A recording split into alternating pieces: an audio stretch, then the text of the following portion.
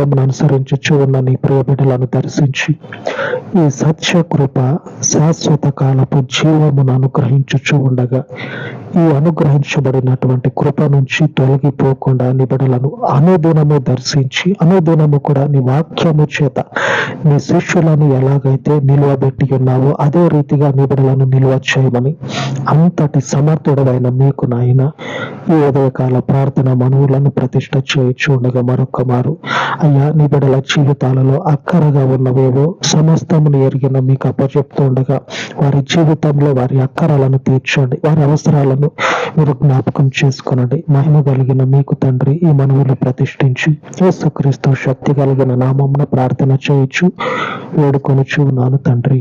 ఆమేన్ ఆమేన్. దేవుని శాశ్వత కాలపు కృప మనకందరికీ తోడై ఉండును గాక. ఆమేన్ ఆమేన్.